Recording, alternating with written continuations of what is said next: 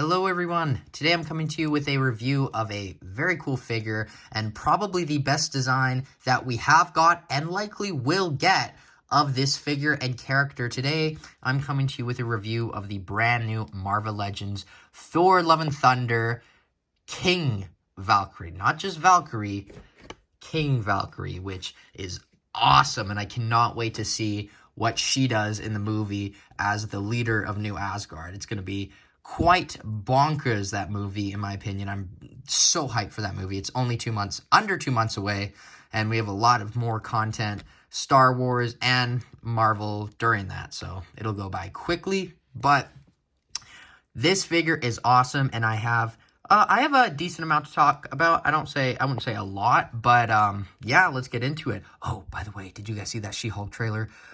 It looks really good. CGI's a little weird, but, you know, we'll get used to it, and they'll probably fix it up before it comes out. But anyway, let's get into the review of Valkyrie. Not She-Hulk, Valkyrie. Before we go over the figure, I just want to quickly do a debrief over the box. We have the beautiful Marvel Studios Thor Love and Thunder logo. July 7th, I believe, or 8th. And then we have King Valkyrie on the side there. Absolutely beautiful. I love Tessa Thompson, one of the best actresses of the modern times. And then we have the bio that says, King Valkyrie. When a dangerous new visitor threatens the livelihood of New Asgard, King Valkyrie is forced to take up her sword once more to defend her people. Indeed, she will. And hopefully, I love all these characters so much, minus him. I mean, I love him, but, like, you know, he can die in the movie. I just hope they all survive. I hope gore doesn't, you know, be too gory in the movie. But there you can see the Build-A-Figure Korg, and she comes with the head and the weapon, so pretty important pieces with her. But this is an awesome figure, and as of like MCU figures go that come out before the project, this one seems to be very accurate, kind of just like the Jane Foster. That's why I think that Thor figure, the Armored Thor, was probably made way before either of these figures, because these we actually have a pretty good look at. There was like an image that came out a few days ago that showed her on a throne with Jane, and the costumes look basically identical from the action figure to the real life, so that makes me very happy. But what you see is what you get. You do get her beautiful sword, which had a name. I forgot what it was called. Just absolutely beautiful. It is... Let me see the older one. I do not have the first MCU Valkyrie. I do have the Endgame one. And the sword is smaller. Well, it's actually about the same size. It just, you know, the sword length is different because the handle kind of takes up more on the new one. But this one's a lot better in my opinion because, as you can see, this one's a little bit stretchy.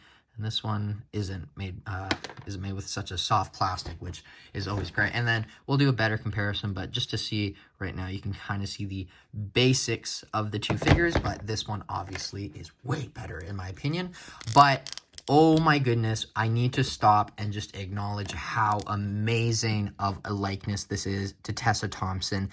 Wow, they genuinely got it just one-to-one replica. This is Hot Toys quality, in my opinion. Is it as good as I say? Let me know in the comments below, but I think this is absolutely amazing. Just the little paint around the cheeks, just every tiny detail, I think looks exactly like her, and I'm so excited to see this outfit, especially with this hair in the movie. And then you can see the little, you know, the purple bead, or I don't know what that would be called, dread going through her hair. But that hair sculpt is insane. And just this figure, this is the figure where I'm like, okay, I see this. I'm like, okay, I get why the prices are going up. I understand it. So that's what I kind of mean about this wave. It's like 50-50. Some of them I'm like, really, this is not that great. But when you get something like this, it's hard to, you know, not be able to justify why the prices are going up, because the quality is also going up most of the time. And then you can see the awesome torso of the figure, which just has so much detail on it. I love the white and the black. Just like a perfect costume design for Valkyrie, King Valkyrie. And then we have a little knife here, which you cannot remove, sadly. That's my one big problem with the figure, but honestly, it doesn't bother me because she's probably not even going to use it in the movie, if not like maybe just a little bit, and she's going to use this most of the time.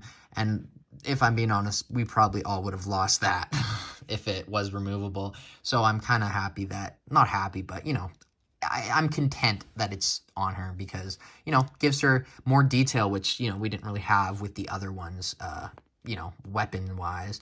But obviously, the standout thing here is the pinless, double-jointed female elbows. This is just amazing. Like, absolutely amazing. You can see how thin it is, and they managed to pull it off very well. And you can see the legs are the same as they are pinless.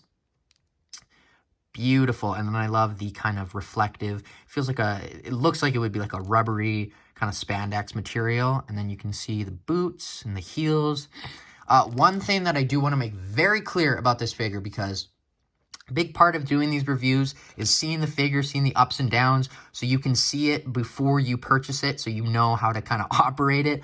One thing that I have to be very specific about is these arms. I have a feeling that they would eventually break if you're not careful with them. Like, if you move them like that, I feel like it's just a matter of time before they break. So what I would do is go from the top and then move it from there. And honestly, you should do that with most figures, but especially with this one, just because of, you know, the sheer thinness of the arm.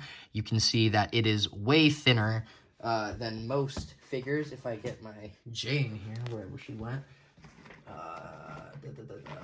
I have no idea where Jane is. Damn. Well, the arms are very similar. Oh, there she is. Sorry. The arms are similar, as in, you know, they're in the same wave, and they are both female pinless double-jointed elbows. But you can see that this one is just a lot more bulky because of the bicep, I think, which, you know, is just because it gives it more, you know, ground to move on. But yeah, just be careful. And when you're moving it, just like move it from this spot, because this, you know, I broke my MCU integrated suit Spider-Man from the frickin' No Way Home movie, and that really just, like, okay, like, because I didn't like that figure to begin with, and I'm looking back on that wave, and I'm honestly thinking that was a bad wave. That was not a good wave. Like, let's be honest, it was not that good of a wave. Those two Spider-Man figures were, like, just complete toys. Like, they were just, like, little kitty toys, and I know you're gonna laugh and say, like, these are also kitty toys, but like the detail and the entire new sculpt that they did with those just feel like the, you know, the big Titan figures shrunken down. And I don't know why I'm talking about Spider-Man figures, but I am, just because that arm fell off, and I really don't want that to happen on any of yours. And I don't think it'll happen on mine if I just keep being careful, and I don't think it'll happen on yours, but just keep in mind that you're going to be wanting to be careful with this. And this is one of those figures where I'm like, this is not a kid's toy, because I know how kids, I know I am still a kid, but, you know, like 5 years ago, I would have got this figure. I would have had a feeling that this probably would have broke, because I wouldn't have taken as good of care of it as I do now. But the cape is also beautiful. I love the position of it, because you can get her in some really cool, like, poses where she has her cape out and it's swaying to the one side. So as you see in the thumbnail, I kind of did a shot where it's off like that, but beautiful, just beautiful. And then you can see the back of the figure, which there's a bit of a paint splotch, but don't care at all, because, you know, you don't see that. But yeah, just an absolutely outstanding figure. I have very few complaints with it. Might be my favorite of the wave. I think it's my second. This one is just better in my opinion. But, you know, that's my only problem. So let's get into my the articulation. A little bit rusty still, guys. Yeah, just got to work with me. Articulation is very good. Goes up, down, but obviously doesn't go that much up because, you know, hair. Side, full 360, but you get good movement for the Valkyrie.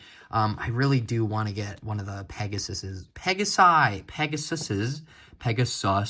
I don't know how to word that I want to get a Pegasus in Marvel Legends eventually, because that would work very well with this figure, but the arms go out that much, which is absolutely amazing. Full 360, bicep swivel, double jointed female elbows. That is amazing. That is just go Hasbro. Wrists go up, down on this hand, full 360, and this one is the opposite. So, you know, the kind of movement we've been getting with most of the figures in this Thor wave. If not, no, I don't think the Thor had that. But this, I didn't do the abs. The abs go down that much. They go back that far. There's a side to side, but you can kind of get that whole movement that I love to see on my action figures. You can go full 360 as well. The legs will kick forward that much. They will go back. They can go to the sides a very, very large amount. And then you can do the upper thigh cut very well, which is weird to say. Why did I say that? Because it's literally a joint in which it's the same across every figure. Well, most of the time. The knees don't go in as much as I would like, but that doesn't really bother me. And then there is no boot swivel, but the ankles do go up, down, and ankle pivot. That is the Valkyrian articulation. Comparisons for this figure, obviously, the main one that we're all here to see is Valkyrie next to Valkyrie. So you can see that it's a similar size. It's a little bit, this one's a little bit taller, and I think that might just be because like the heels are longer and taller, which makes sense because they just are. So I think they're basically the same size, all things considered. This is still a really good figure. I think it's like the second best Valkyrie, but after getting this one, you're gonna, I don't know what I got on this figure, but you're gonna love this figure so much more. So if you have this, you were probably content, but you'll be even more content with this one, in my opinion. I do not have the Thor Ragnarok one. Like I said, I did watch a review, and that one is like this tall, so it's not that great of a figure, because that was when they were doing all the Asgardians, very, very large. And then here she is next to Jane, of course, very similar in size. And then I do want to show her next to Jane with the normal head, because we did see that in that one photo. And they look good together. They look great. Maybe they're going to have a relationship. Maybe that's what the love in the movie's about. And then, finally, I'm going to show her next to Ravager Thor. Actually, I'll show her next to the other Thor as well, because I care. I keep saying it's my final comparison, but I am going to compare her also to, hey man, my name is Kolg, which I'm very excited to talk about in the review coming soon. Where is he? Sorry. Little unorganized here at the Jagger Collector HQ, but there you can see the Thor. That is comparisons. Final thoughts. Oh, final thoughts on this figure.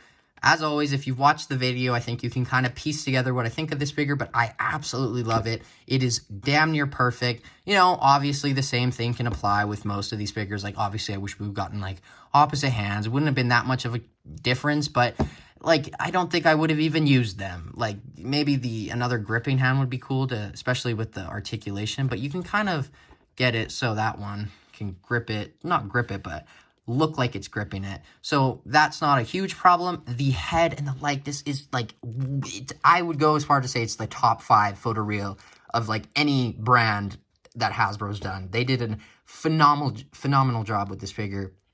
My only problem is this, which is not even that big of a problem. So overall, especially with those pinless thin, like they're thin, they're not like bulky. It shows that like they can do a thin arm, which makes me very happy for the future of female figures in Marvel Legends. But overall, I'm going to have to give this figure like a 9.85.